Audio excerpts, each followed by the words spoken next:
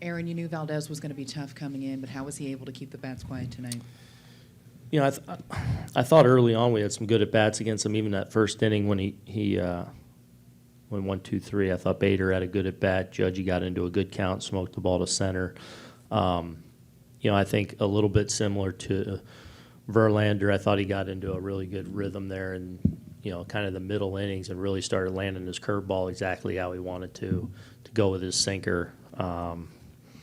And we just weren't able to mount enough. You know, obviously we got a gift there on the air, and a good job of putting a couple balls in play to get right back in the game. But we got to find a way to break through against these guys. Understanding it's the postseason and you're seeing good pitching, but 30 strikeouts in 2 games. What needs to change about the offensive approach? Yeah, well, I mean, the good thing is when we did need the ball in play today, you know, in a run scoring situation, we were able to do that. So take a little bit from that. We got to score. I mean, you know, swing and miss, or you know, the idea ain't just to touch it. You know, you got to touch it in situations. We got to score, and they're about as tough as there is to score against. But we got to figure out a way, and you know, it takes all of us from a game plan standpoint to every guy in that lineup just you know, doing their part to make it a little more difficult on them. Other questions for Aaron? Andy, front. That ball that Judge hit, I mean, it was only about 370, but did you think it had a chance in that short right? Yeah, I think, you know, who'd have thought? I think the roof open kind of killed us. I think it's a 390 ball. I think it was like 106 at whatever.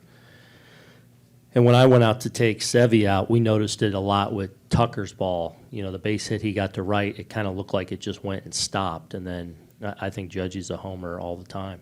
Wind was blown in. The wind was blowing, yeah, across like that. So, yeah,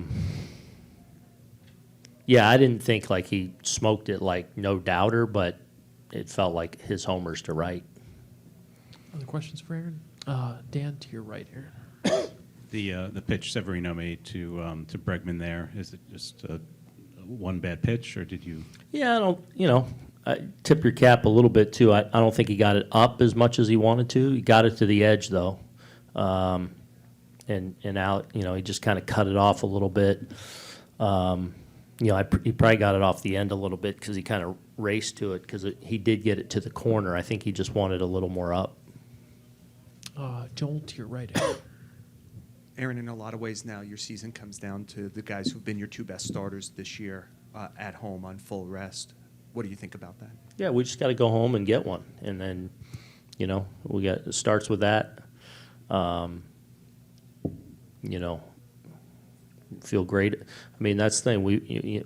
I mean, both these games we're in. You know, we just got to find a way to do a little bit more offensively, but we feel like we can go out there and you know, limit them enough, a very good offense, and give us a chance, and certainly feel no one better than Gerrit to hand the ball to you know, get us right back in this. Ian in the 4th row on your left. What was your assessment of the way Peraza handled himself at shortstop? Yeah, I thought he was great. I mean, you know, obviously a great play right out of the chute there to his left, and then that little slow roller that he makes the play on was really good. So thought he did really well. I thought he was one of the guys, you know, I talked about early on with Fromber. I thought he had a good at bat against Valdez his first time, got an account, and, you know, got a pitch that he almost clipped to center, you know, got the ball in the air. So I thought heartbeat-wise and in the flow, no issue. He was fine. Anything else for Aaron? Nothing else? All right, Aaron. Thanks so much. Right. Hey, Gerrit. Just how do you feel about taking the ball at home with the you know, kind of a big game now? You guys are down 0-2. Yeah. It's always a great pleasure to pitch at home in front of our fans, and I'm sure there'll be a bunch of pageantry and everything, so it should be a nice night. Other questions for Gerrit? Joel, to your right, Gerrit. Does your mindset change at all when your offense is struggling to score runs? I mean, I assume you don't want to give them up ever, but understanding how precious they might be right now against Houston and its run prevention. you know, I feel like I should probably dedicate all my focus to the Houston hitters, really. It's probably the best way to combat that. I'll go to Marley in the second row. Gerrit, you know this ballpark well. Watching from afar, from the dugout, how did you think the open roof played? I thought it was a nice night. Some dicey fly balls, wind affected a couple of them. But, I mean, we had, it doesn't affect line drives at the middle, So, and the deciding factor was, just a little bit more pressure from the opposition and a striking blow, and, we came up just short. Other questions? On your right, Gerrit. Gary, when you see how razor thin the margin has really been, it's a couple of 0-2 pitch, 2-strike pitches here. Yeah. Did you feel any pressure to go out there and be perfect, given the fact how close these games have been played out so far? To be honest, I just kind of expected it. The Astros went down 6 runs in game 1, and it was still a razor-thin margin, too. So it's just that's the way it is in the postseason, and that's the way it is against great teams. Jesus in the back. Gerrit, Framber Valdez told us that in 2019, that 4th inning would have doomed him, that he wouldn't have been able to get out of it. You were here, you were his teammate. How have you seen him grow as a pitcher and also with his mound presence? His mound presence has always been a bit whimsical, and I still think it is. That's who he is. I feel that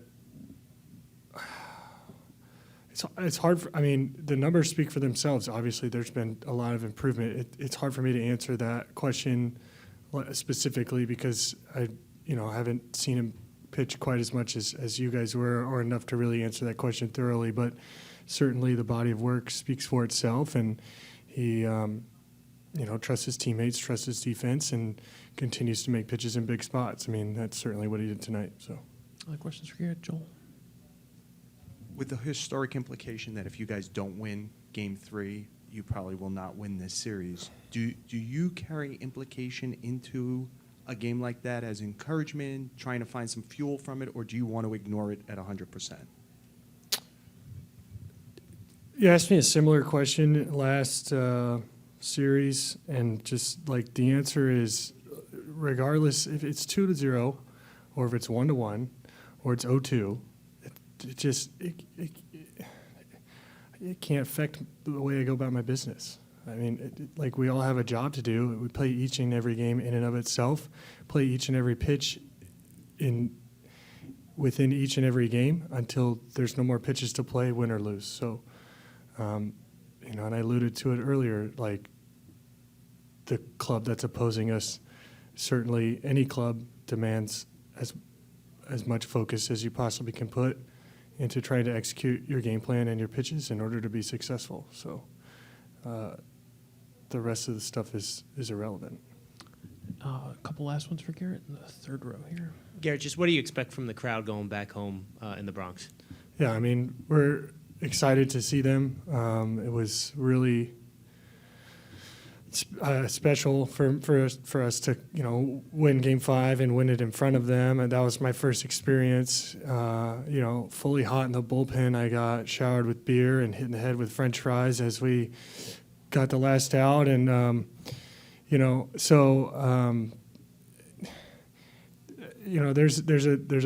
a part of every baseball player that I think just really enjoys making the fan base happy, just enjoys making the people in the ballpark happy, or vice versa if you're in a opposing team's ballpark. So anytime that we can go back there, we worked really hard to be in this position.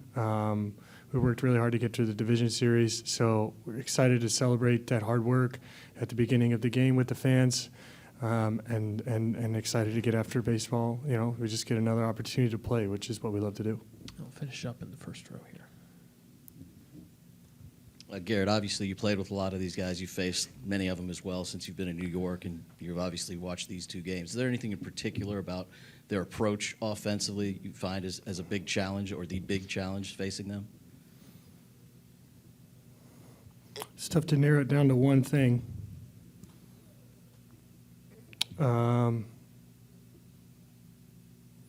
But probably one characteristic that connects all the dots is, the way that they play together. So, whatever it is in any given game, they're going to try to gang tackle you really, and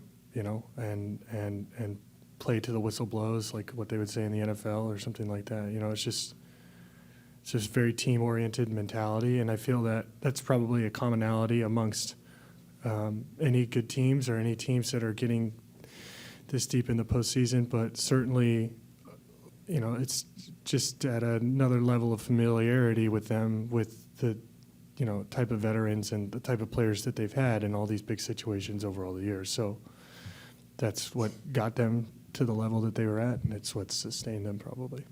Garrett, thanks for your time. Appreciate it.